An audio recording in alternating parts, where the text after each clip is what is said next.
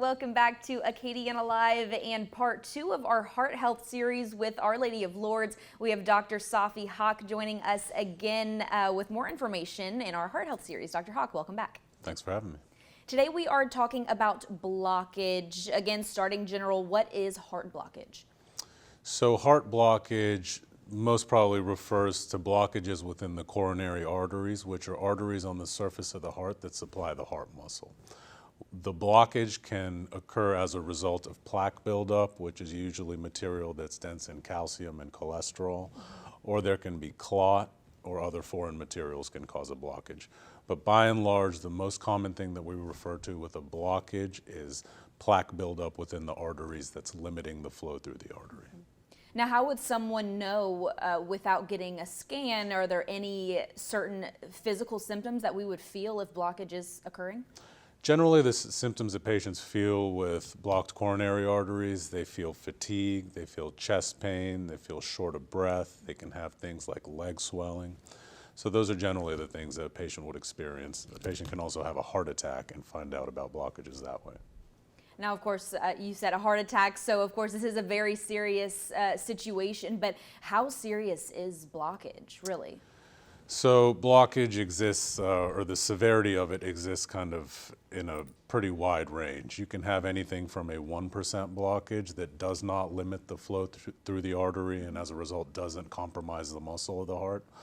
Or you can have a near total or a total blockage where the muscle is severely starved for oxygen, it's not getting the blood and nutrients that it needs, and so that's when a patient has a heart attack. Even with heart attacks, there's a variety of flavors of heart attack, and so it can be not very severe or it can be fatal. So it all kind of depends on the situation. Now, age or family history, what does that play in heart blockage? So the natural history of the arteries on any of the surfaces of our heart is that they will build up plaque over time. So age definitely plays a big role. Genetics plays a huge role in the development of coronary artery disease and the implications of it. And then other things like lifestyle, smoking, diet, those things also play a role. Now, what's an important age to maybe start checking on this, especially if it is in your family history? We say about 50 to 55. Okay. And what does that consist of whenever you do have something like that done to check on? So the first thing you would want to do is touch base with your primary care doctor, get a physical exam, possibly see a cardiologist. The things that a cardiologist would look at would be an electrocardiogram, where we look at the electrical activity of the heart and look for any abnormalities there. You would also get an echocardiogram, which is an ultrasound that looks at the heart muscle and the function of the valves. Patients also get stress tests. There's different types of stress tests, but basically what a stress test does either has you do exercise and see if there's changes that indicate that the heart muscle isn't getting enough blood, or if a patient can't tolerate exercise, we can give them certain medications to stress the heart and see if there's indications that the heart's not getting enough nutrients and oxygen.